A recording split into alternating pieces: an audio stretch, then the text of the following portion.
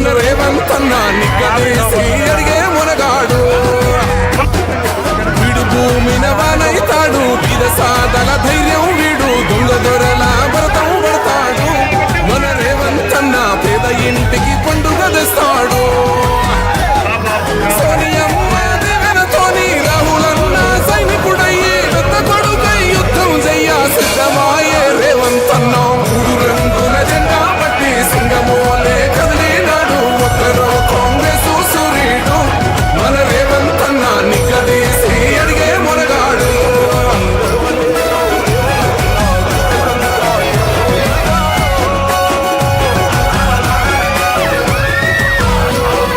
దాడులెన్ని జరిగిన గాని దడువలేదు రేవంతన్న వంతకంతా ఎత్తుకు ఎదిగాడు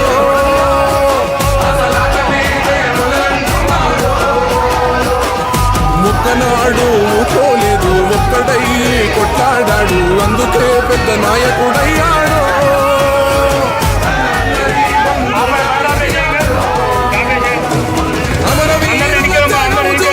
అమ్మ సోనియా చలువతోటి వచ్చిన మన తెలంగాణ రక్షణే చేయమంటున్నాడు జెండా పట్టి సింగమోలే కదిలినాడు ఒక్కరో కాంగ్రెస్ సూర్యుడు మన రేవంతన్న నిగ్గదీసి అడిగే మునగాడు డీజే దగ్గర ఉన్న జనాలందరూ కూడా ఎన్నిక రావాలి ఇక్కడ ఓహమంటూ లేనివాడు అందరినీ కలిపేటోడు ఆనాటి రోజులు తెస్తాడు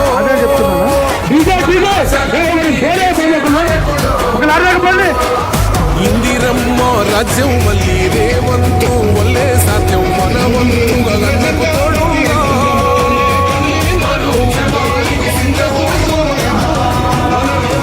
తెలంగాణ పులి బిడ్డ మరవబోదు నిన్ని గడ్డ జై జై మా రేవంతన్న అన్నది మన తెలంగాణ మూడు రంగుల జెండా పట్టి సింగమోలే కదిలినాడు ఒక్కరో కాంగ్రెస్ సూర్యుడు మన రేవంతన్న నిగ్గదీసి అడిగే మునగాడు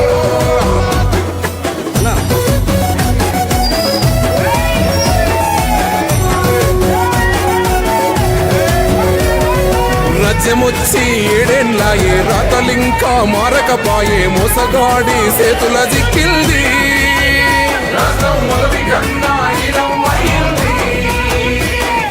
నాటి నుండి నేటి వరకు ధీటుగా నిలదీస్తున్నాడు మేలుకోర తమ్మి ఇప్పుడైనా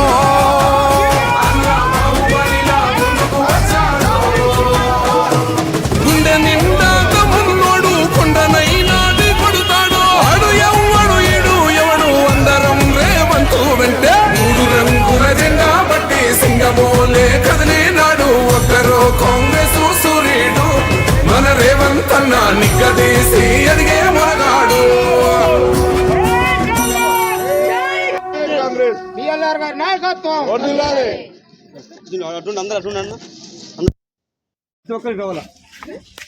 రైట్. తెలంగాణ రాష్ట్రంలో ఇప్పటికే మున్సిపల్ ఎన్నికల నగరం మోగింది. ఈ నేపథ్యంలో ప్రధాన పార్టీలు బలపరిచిన అభ్యర్థులు తమ యొక్క ఎన్నికల ప్రచారంలో హోరాహోరుగా కొనసాగిస్తున్నారు.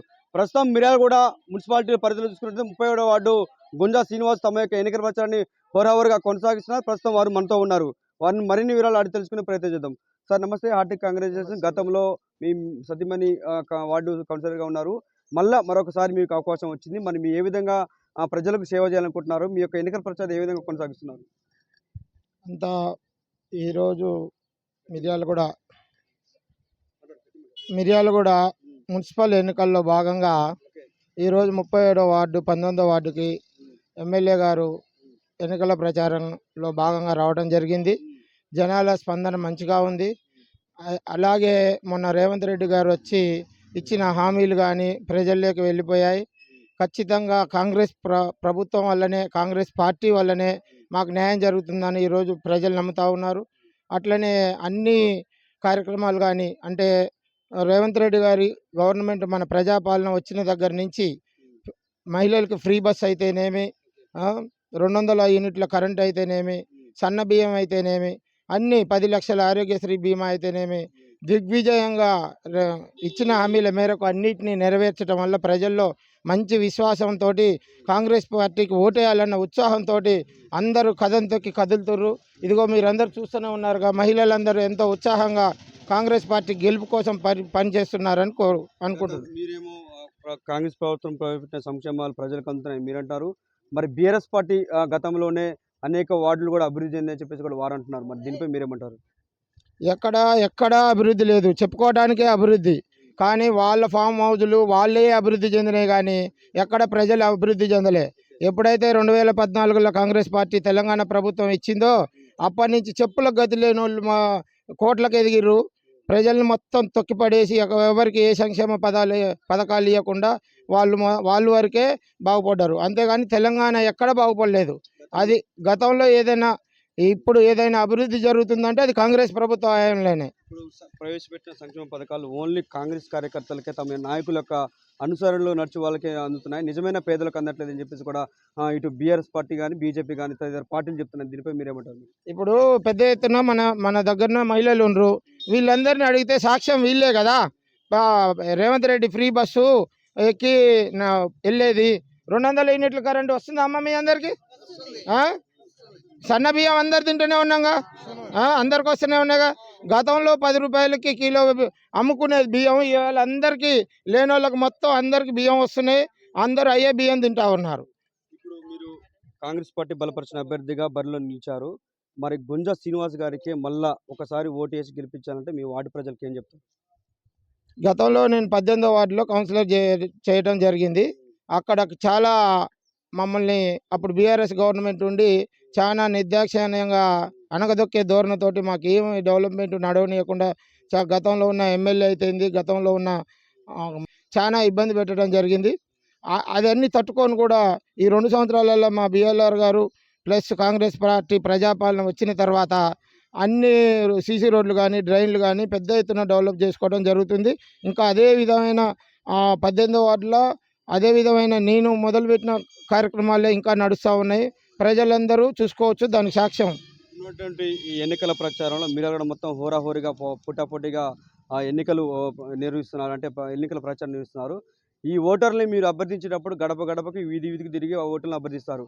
అదే గెలిచిన తర్వాత మీరు ఓన్లీ కేవలం అంటే మీరు కాదు, మొత్తం టోటల్ ఓవరాల్గా ఇండ్లకు పరిమితం అయ్యి మళ్ళీ మీ ఇండ్ల చుట్టూ ప్రజలు తీరాల్సిన పరిస్థితి ఏర్పడుతుంటారా? అట్లేం లేదండి. అది గతంలో బీఆర్ఎస్ ప్రభుత్వంలో జరిగింది. కాంగ్రెస్ ప్రభుత్వంలో బిఎల్ఆర్ గారి అండదండలతోటి అన్ని అభివృద్ధి కార్యక్రమాలు చాలా తొందరగా ఫాస్ట్గా జరుగుతున్నాయి.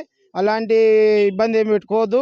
ప్రజలు ఇవాళ అదే నమ్మకంతో ఈ 2 సంవత్సరాల యొక్క బిఎల్ఆర్ పాలన, రేవంత్ రెడ్డి గారి పాలన చూసుకొని ప్రజలు ఉత్సాహంగా ఇవాళ కాంగ్రెస్ పార్టీకి ఓటేయడానికి ముందుకొస్తున్నారని అనుకుంటున్నాం. మొత్తం మీద మీ యొక్క ప్రత్యర్థులకు ఏం చెప్పాలనుకుంటున్నారు ఎన్నికల ద్వారా? మొత్తం టోటల్ ఓవరాల్గా మీకు తర్వాత మీ వార్డు ప్రజలకు ఈ ఎన్నికల ద్వారా ఏం చెప్పాలనుకుంటున్నారు? ఫైనల్గా ఏం అభ్యర్థిస్తున్నారు? గతంలో చేసిన అభివృద్ధి కాలంతో పోల్చుకుంటే మరి ప్రధానంగా పట్టి పీడిస్తున్న మీ యొక్క వార్డులో ఏ సమస్య మీరు ఒకవేళ విజయం సాధించిన తర్వాత ఏ విధంగా మీరు ప్రాబ్లమ్ సాల్వ్ చేస్తారు? మా యొక్క వార్డు ముత్తరెడ్డికుంట 37వ వార్డు సుందర్ నగర్లో బాగా స్లమ్ ఏరియా అండి. ఇక్కడ మొత్తం డ్రైనేజీలు కానీ అన్ని సన్న గల్లీలుగా ఉన్నాయి. సీసీ రోడ్లు లేవు. చాలా చోట్ల డెవలప్ చేయాల్సిన పరిస్థితి ఉంది. దీనికందరికీ మా బిఎల్ఆర్ గారు, ఎమ్మెల్యే గారి నిధుల ద్వారాగా, ఎమ్మెల్సీ గారి నిధుల ద్వారాగా ఖచ్చితంగా ప్రతి రోడ్లో ఉన్న డ్రైనేజ్ సిస్టమ్ అయితేంది, సీసీ రోడ్లు అయితేంది అన్నీ డెవలప్ చేసుకుంటామని తెలియజేసుకుంటున్నాం. శ్రీనివాస్ గారి వ్యక్తిని చూస్తారా లేకుంటే పార్టీ సింబల్ చూస్తారా ఓట్లు ప్రజలు అభ్యర్థిస్తుంటే? మేము వ్యక్తి అయినా కాంగ్రెస్ పార్టీ అంటేనే ఒక పెద్ద కుటుంబం.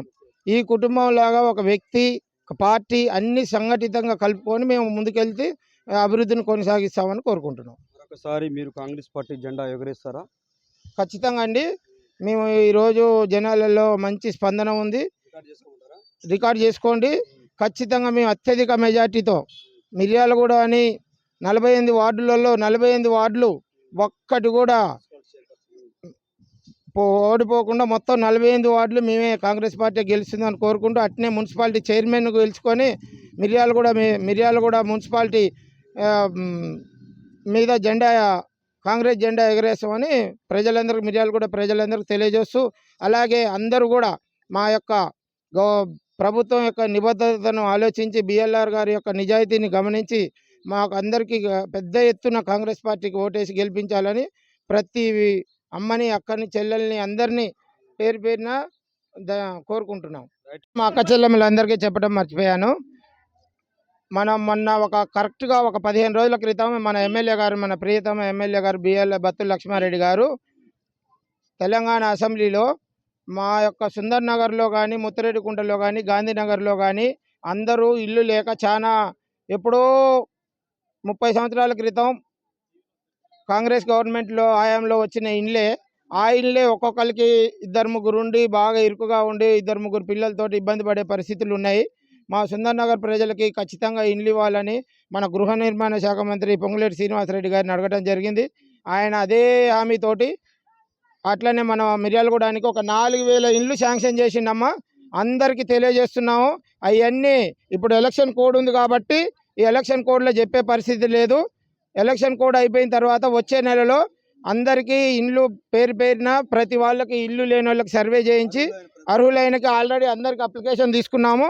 అర్హులైన పేదలకు అందరికీ ఇండ్లు వచ్చే విధంగా నేను ఖచ్చితంగా చూసుకొని మా ఎమ్మెల్యే గారితో, మన ఎమ్మెల్యే గారితో ఖచ్చితంగా మనందరికి ఇండ్లు వచ్చే ఏర్పాటు చేశానని సభాముఖ అందరికీ పేరు పేరున తెలియజేసుకుంటున్నాను. ఇది చూసుకున్నట్టయితే మొత్తం మీద మిర్యాలగూడలో హాటుగా ఎన్నికల ప్రచారం కొనసాగుతుంది. ఏదైనప్పటికీ 37వ వార్డు నుంచి గుంజా శ్రీనివాస్ నన్ను గెలిపిస్తే ప్రజల వెంట ఉంటానని చెప్పేసి కూడా ఆయన ధీమా వ్యక్తం చేస్తున్నారు. ఏదైనప్పటికీ మరొకసారి అవకాశం ఇస్తే గెలిపిస్తే వార్డుని మరింత అభివృద్ధి దశలో నడిపిస్తానని చెప్పేసి కూడా ఆయన ధీమా వ్యక్తం చేస్తున్నారు. ఏదైనప్పటికీ నెల 11న పోలింగ్ నిర్వహించినట్లు రాష్ట్ర ఎన్నికల సంఘం మనకు తెలిసిన విధేతమే 13న కౌంటింగ్ తర్వాత అదే రోజు ఫలితాలు కూడా వెల్లనున్నాయి. మరి ఈ ఎన్నికలలో ఏ